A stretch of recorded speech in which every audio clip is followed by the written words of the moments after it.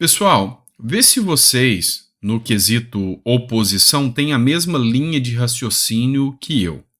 A oposição, ela se divide em duas classes. Aqueles deputados que foram eleitos com a bandeira da direita para fazer oposição ao Lula, eu vejo duas classes diferentes. Tem uma classe que só quer aparecer nas redes sociais. É postagem de críticas ao Lula, só fazendo postagem, mas redes sociais a gente faz crítica. A gente não precisa dos deputados que recebem 30 e tantos mil por mês e mais milhares de reais em verbas de gabinete para ficar postando em rede social. E aí tem aqueles que fazem realmente um trabalho tentando reverter as medidas do governo Lula. Então, se a gente pegar aí uma oposição de 40 deputados, por exemplo, 40, vamos falar que 20 faz alguma coisa, os outros 20 é rede social e pronto. É isso que eu consigo perceber. Tô errado ou tô certo? Você concorda comigo? E aí tem aqueles que querem fazer, apesar das dificuldades. Vou citar um exemplo para vocês aqui, o deputado Sanderson, da Segurança Pública. E ele, diga-se de passagem, um dos que mais tem trabalho dentro do Congresso Nacional, porque a segurança pública tá um caos. E aí, eu vou citar aqui essa matéria da GLO aqui, do Estadão, que vale a pena a gente fazer uma análise dela. Ele divulgou aqui essa matéria do Estadão que diz o seguinte: a oposição quer mudar a GLO de Lula no Congresso, diz presidente da Comissão de Segurança da Câmara. Com certeza, faremos um PDL para sustar ou modificar os termos do decreto. E aí ele escreve aqui: a oposição quer mudar o GLO de Lula no Congresso, diz presidente da Comissão de Segurança da Câmara. Com certeza faremos um PDL para sustar e modificar os termos do decreto. Repetindo o que foi a postagem dele. Vamos entender isso aqui para mostrar que realmente estão tentando, alguns estão tentando.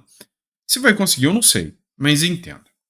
O Lula deu uma declaração no sentido de que não ia colocar o exército para enfrentar bandido. Quem que agradece? Os bandidos. A população não. A população só se lasca. Lá no Rio de Janeiro está um caos. O estado de São Paulo também não está tão diferente, mas o Derrite, que é o secretário de Segurança de São Paulo, está começando a dar conta de colocar ordem no galinheiro. Mas o que acontece? O governador do estado do Rio de Janeiro fez um pedido de socorro ao governo Lula, que demorou mais de 2 semanas para poder responder. E respondeu como? Olha, eu vou fingir que eu vou fazer alguma coisa para vocês. E criou essa GLO. Uma GLO que não resolve nada. Resumindo essa GLO. GLO é a garantia da lei e da ordem, está previsto no artigo 142 da Constituição.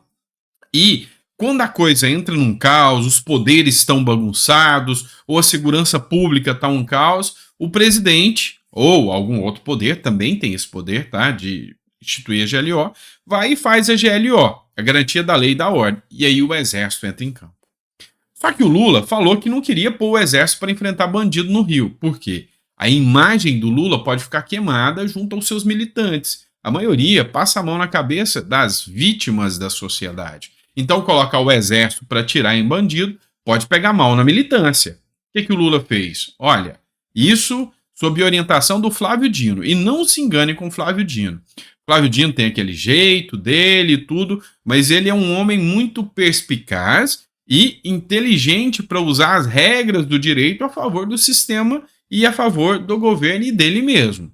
Então presta atenção, o que o Flávio Dino falou para o Lula? Olha, faz o seguinte, faz uma GLO parcial. O que é isso? Vamos fazer o seguinte, vamos pegar essa GLO para colocar o exército lá, falando, olha, nós estamos dando uma resposta para a segurança pública, nós não estamos ignorando o pedido de socorro do Rio de Janeiro, não, nós estamos fazendo alguma coisa. Só que aí você pega o exército e coloca o exército nos portos e aeroportos. O que é o detalhe aqui? Portos e aeroportos já é função da Receita Federal, já é função da ABIN, já é função da União. Ou seja, eles só pegaram os militares, jogaram lá e falou, ó, fica aí e finge que vocês estão fazendo alguma coisa. Essa é a GLO do Lula. Vocês conseguiram entender? E aí o que acontece? A GLO ela é feita por um decreto. Então, um decreto tem quase que tem um caráter normativo, ou seja, ele cria obrigação, mas não é uma lei, é um decreto. E aí, quem que tem o poder de criar leis? Lembra? O Congresso Nacional. E quando um decreto do Lula está aquém, eles podem criar um PDL. A Câmara dos Deputados pode fazer um PDL. E o que o PDL faz? Se achar que o decreto do Lula é ruim, derruba o decreto do Lula, ou se achar que ele é insuficiente, modifica o decreto do Lula. Então, o que o Congresso Nacional, o que o Sanderson está querendo fazer a partir aí da Comissão de Segurança Pública? Mudar o PDL, aprovar um PDL, mudando o decreto do Lula, e aí os militares que estão só lá nos portos e aeroportos podem adentrar o Rio de Janeiro, podem adentrar o estado de São Paulo e prestar socorro para a Polícia Militar, para a Polícia Civil, ou, enfim, fazer um trabalho de combate ao crime organizado. Então, o que eles estão querendo fazer? Usar o limão que o Lula deixou para fazer uma limonada. Pode dar certo? Pode. Pode não dar certo? O não, a oposição já tem. Tá? Então, eu vejo que há essa distinção aí entre aqueles só de rede social e aqueles que querem fazer. Vamos falar agora de Jair Bolsonaro? Bora entender isso aqui? O Alexandre de Moraes, segundo a matéria do R7 aqui, ele mandou fazer uma investigação e uma análise da vaquinha de 17 milhões de reais que o Bolsonaro recebeu. Quem fez o pedido foi a Procuradoria-Geral da República.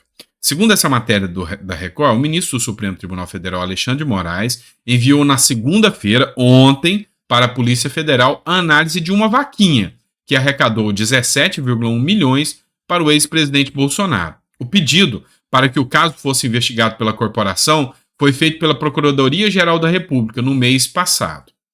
Vamos entender o que está acontecendo aqui, onde que o Alexandre de Moraes quer chegar.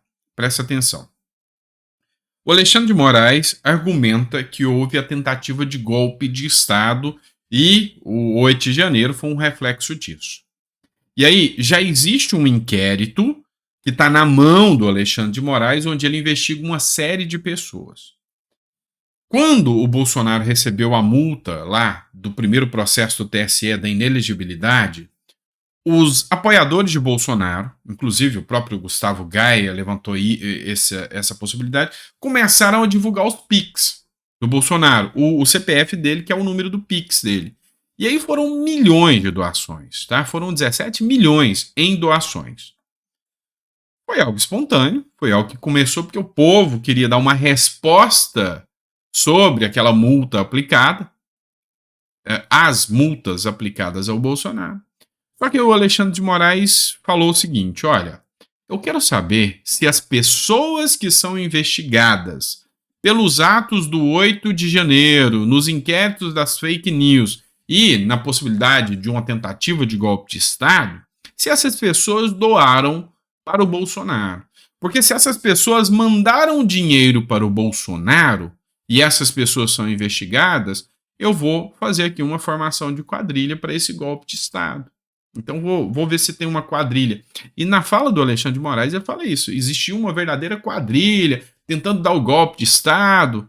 Na verdade, o que eles querem, o Bolsonaro já falou, é alijar o Bolsonaro da política e é lógico que eles vão utilizar todos os argumentos possíveis para tirar ele da política, seja imputando a ele as questões eleitorais. Lembrando que até agora Bolsonaro já se tornou inelegível por 2 vezes. A primeira, por causa da reunião com embaixadores. A segunda situação é por causa do 7 de setembro. Não tem crime. Tornou-se inelegível sem crimes. Tá? O que eles querem agora? Tentar emplacar uma inelegibilidade do Bolsonaro por algum crime. E aí, o que eles querem emplacar agora é um crime para Bolsonaro, formação de quadrilha ou alguma coisa, se o pessoal que é investigado no inquérito das fake news fez doação para o Bolsonaro. Enfim, vamos estar acompanhando, eu vou trazer as informações para vocês. Bora falar de companheirismo com ditadores, né? Olha só o que foi divulgado pela matéria Gazeta do Povo. Quem fez essa publicação foi o deputado Carlos Sampaio. O governo interrompe a divulgação da Operação Acolhida para preservar a imagem da ditadura de Maduro. Tudo pelos amigos. É o que publica aqui o deputado Carlos Sampaio. É absolutamente revoltante que o governo brasileiro omita informações de uma importante operação humanitária para favorecer uma ditadura cruel e sanguinária, como informou o jornal Gazeta do Povo. Lula, mais uma vez, envergonha o nosso país. Deixa eu explicar o que está acontecendo, a crítica do deputado Carlos Sampaio e o resultado da matéria Gazeta do Povo. Vamos lá. Durante a gestão Bolsonaro, vocês acompanharam a crise da Venezuela. E aí, um dos jargões mais utilizados pelo ex-presidente Bolsonaro é: o Brasil vai virar uma Venezuela. Pois é. O que você acha? Bolsonaro estava errado ou está certo? Então disseram: Brasil vai virar uma Venezuela. E o que acontecia na Venezuela? O povo foge da Venezuela com fome. E aí você acompanhou, durante o período Bolsonaro, um escândalo de milhares de pessoas fugindo mais da Venezuela do que foge da guerra. Uma coisa assustadora. E o povo fugindo para Roraima, região fronteiriça do Brasil com a Venezuela, e o pessoal fugindo para Pacaraima, se eu não me engano. Acho que é esse o nome. Então o pessoal fugindo. E aí criou-se, né, instituiu-se a Operação Acolhida. O que é a Operação Acolhida? Não, vamos receber essas pessoas que estão fugindo da Venezuela e vamos criar algum mecanismo para essas pessoas serem inseridas aqui no Brasil, porque lá onde eles estavam chegando estava se tornando um caos. A cidade estava se tornando um caos. Criminalidade aumentando demais, porque os venezuelanos chegavam, não tinham emprego, não tinham o que comer. Aí aumentava o caso de prostituição, aumentava os casos de roubo, a coisa estava caótica. O que fez? O Exército passou a cumprir a Operação Acolhida, e essa Operação Acolhida começou a registrar e mandar o pessoal para São Paulo, para outros lugares do Nordeste, para acolher os venezuelanos. O que acontece? O número é assustador de venezuelanos que fogem do seu país. E aí, estava pegando muito mal para a imagem de Maduro. Lula, em março desse ano, falou: para. Através do Celso Amorim, que é o assessor de relações exteriores do Lula, já falou: olha, para, não computa mais, nós não queremos saber mais quantos venezuelanos fogem da Venezuela por causa da fome, a gente não quer saber disso mais não, deixa aí, não computa, vamos falar agora que não tem mais nada fugindo, a gente não precisa divulgar esses dados mais. Então, desde março, os dados pararam de ser divulgados, e a Gazeta do Povo faz uma denúncia aqui de que o governo Lula efetivamente está abrindo mão, né, de estar divulgando só para favorecer o ditador e amigo Nicolás Maduro. Vamos lá, vamos ter que falar do Enem de novo. Por que eu quero falar do Enem?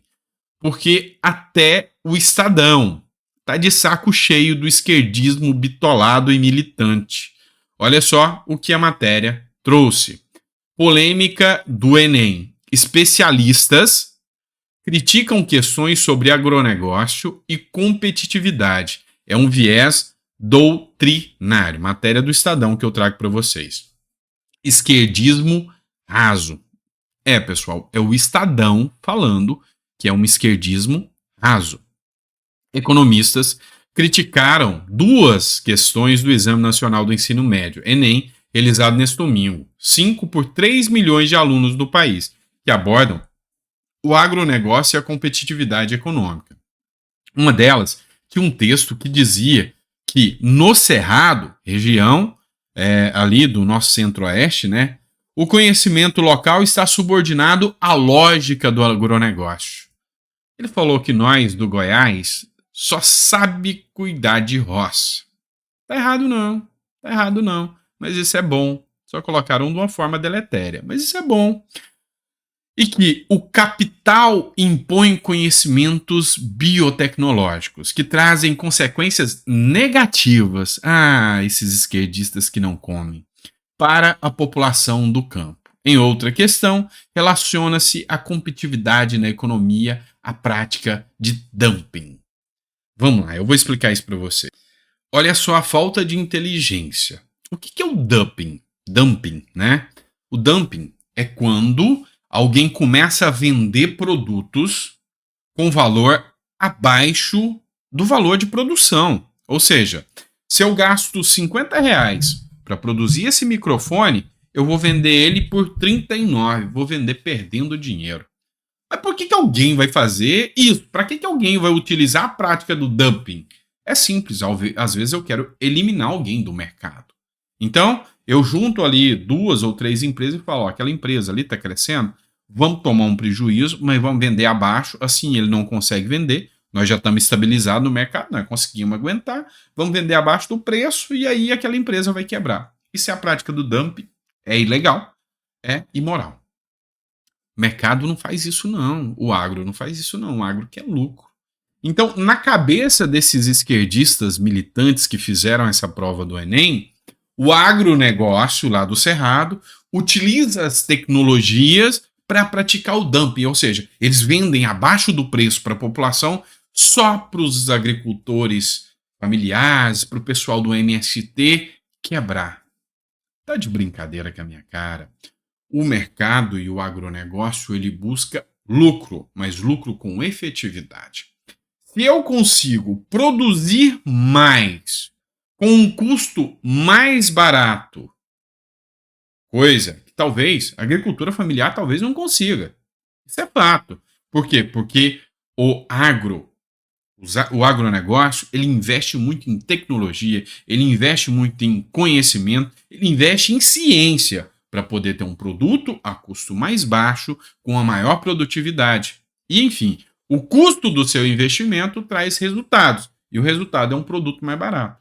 Então, se você pegar um arroz do MST, sai mais ou menos aí R$ 25 o quilo, enquanto que você vai comprar um pacote de 5 quilos de arroz, produzido pelo agro malvadão, tá R$ 30 um pacote de 5 quilos. Deu para perceber a diferença?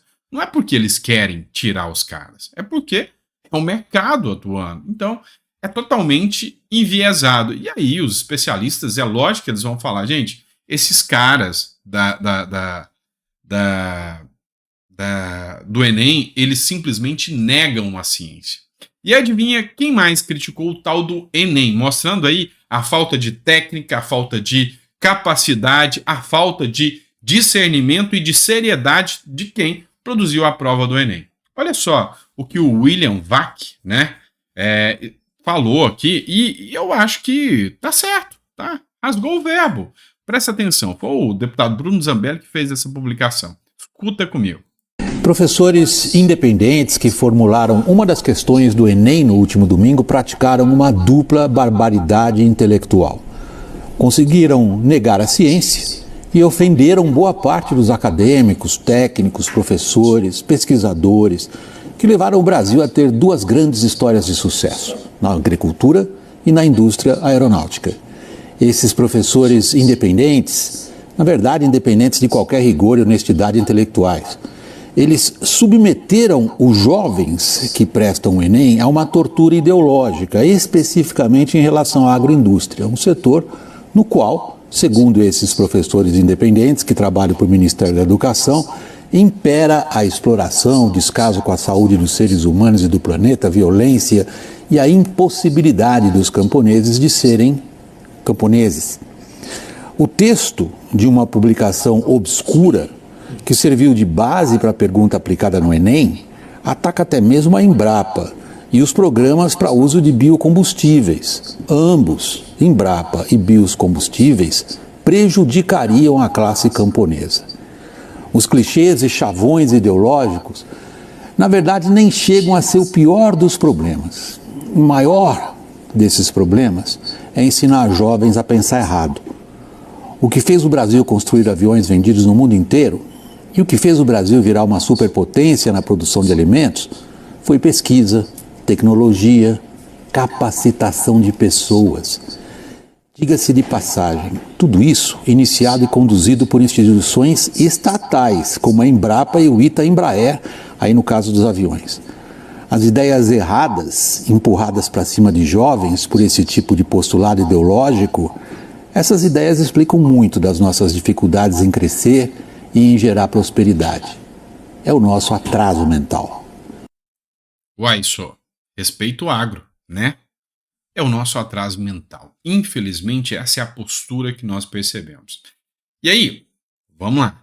A bancada a frente parlamentar do agro já entrou com ações com requerimentos pedindo para anular essas questões idiotas do Enem, pedindo para isso ser eliminado.